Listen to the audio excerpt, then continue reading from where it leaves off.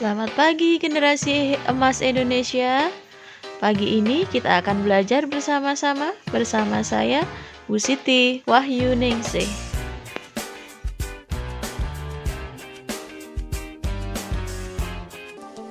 Jangan lupa subscribe di channel ini ya. Jangan lupa subscribe di channel ini ya. Jangan lupa like dan komen di video ini. Pembelajaran kita pada pagi hari ini bertujuan yang pertama menjelaskan analisis volumetri dan gravimetri, menganalisis sampel secara volumetri dan gravimetri, melakukan analisis secara volumetri dan gravimetri. Yang kita pelajari adalah tentang analisis volumetri dan gravimetri. Pada bagian video kali ini kita akan mempelajari tentang analisis volumetri. Volumetri atau titimetri atau titrasi adalah metode analisis kimia yang dilakukan untuk menentukan banyaknya volume larutan yang konsentrasinya sudah diketahui dengan tepat, yang bereaksi secara kuantitatif dengan larutan yang dianalisis. Dalam analisis volumetri, kita siapkan larutan standar dalam buret, larutan sampel dalam Erlenmeyer, dan indikator untuk mengindikasikan titik akhir titrasi. Indikator asam basa adalah suatu zat yang dapat memberikan warna yang berbeda pada kondisi keasaman yang berbeda. Berikut adalah contoh indikator yang digunakan dalam berbagai macam titrasi tergantung pada titik akhir titrasi yang diinginkan. Larutan sampel atau yang disebut dengan titrat adalah larutan yang akan ditentukan atau dihitung konsentrasinya ditempatkan dalam labu Erlenmeyer. Larutan baku atau standar atau titran adalah larutan yang sudah diketahui konsentrasinya yang digunakan untuk menitrasi dan biasanya ditempatkan di dalam buret.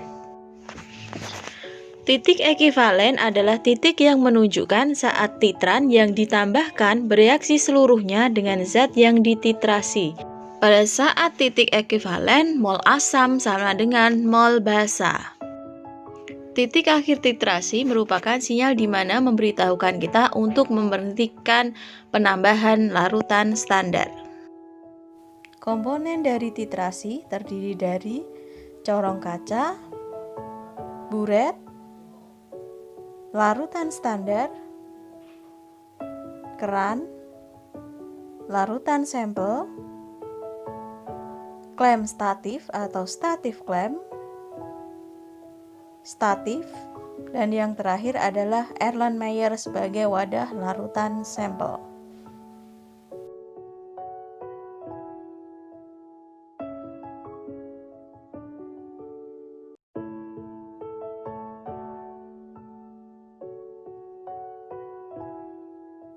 Syarat-syarat reaksi pada volumetri.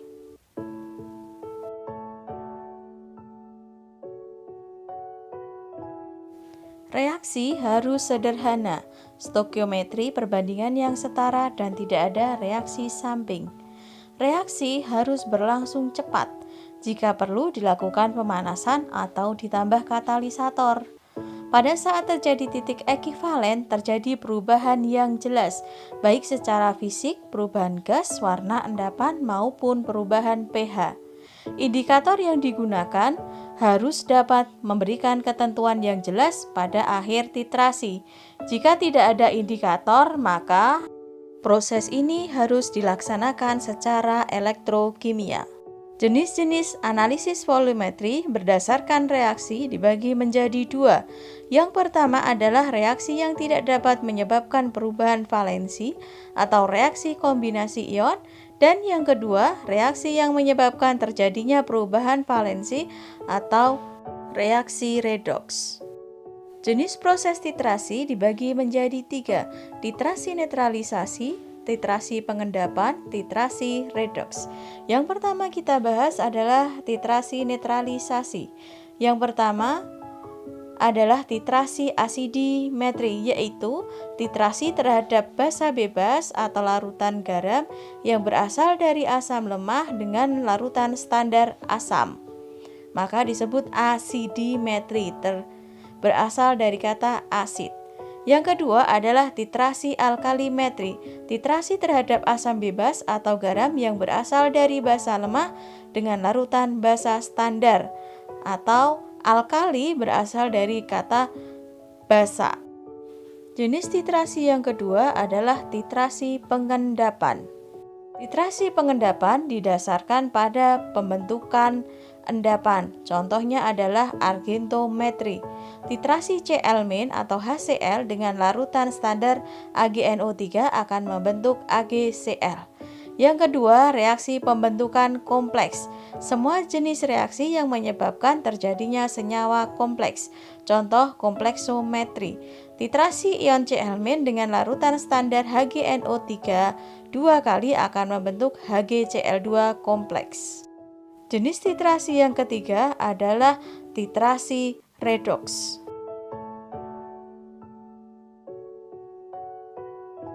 Semua titrasi yang menyangkut reaksi redoks atau reaksi perpindahan elektron antara zat yang titrasi dengan zat penitrasi, larutan standar atau sampel bisa bersifat reduktor maupun oksidator. Contohnya titrasi serimetri, iodometri, permanganometri, dan lain-lain. Garam fero atau dalam FeSO4 sebagai reduktor dititrasi dengan garam feri dalam FeSO4 dua kali sebagai oksidator. Berikut adalah contoh soal titrasi.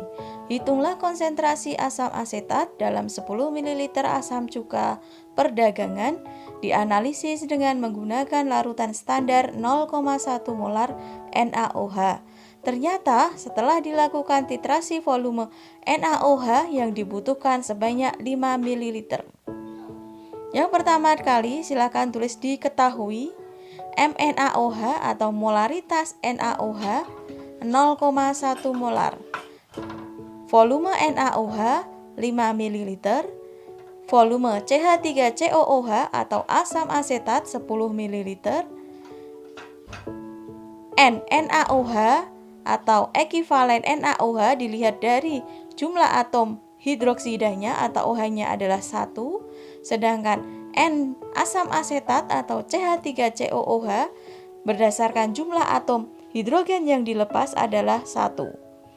Yang ditanyakan molaritas atau konsentrasi CH3COOH atau asam asetat. Reaksi yang terjadi NaOH ditambah CH3COOH menjadi CH3COONA ditambah H2O atau air. Pada saat ekivalen, grek NaOH sama dengan grek CH3COOH. Grek itu sama dengan gram ekivalen. Gram ekivalen diperoleh dari volume NaOH dikalikan normalitas NaOH sama dengan volume CH3COOH dengan normalitas asam asetat. Normalitas merupakan perkalian dari jumlah ekivalen dikalikan molaritasnya. Sesuai yang diketahui dalam soal, volume NaOH 5 ml, ekivalennya 1, molaritas NaOH 0,1 molar, sama dengan volume asam asetat 10 ml, ekivalen CH3COOH 1, molaritas CH3COOH yang ditanyakan. Dari situ kita bisa melihat 0,5 sama dengan 10 kali molaritas asam asetat. 0,5 dibagi 10 sama dengan molaritas asam asetat, atau molaritas asam asetat sama dengan 0,05 molar. Jadi, konsentrasi asam asetat dalam titrasi tersebut atau dalam larutan sampel sebesar 0,05 molar, atau kalau dalam bentuk baku 5 kali 10 pangkat min 2 molar. Berikut adalah soal titrasi. Ada 2 buah soal titrasi yang harus Anda kerjakan. Kemudian silahkan dikirim melalui tugas di Google Classroom. Demikian video pembelajaran pada pagi hari ini.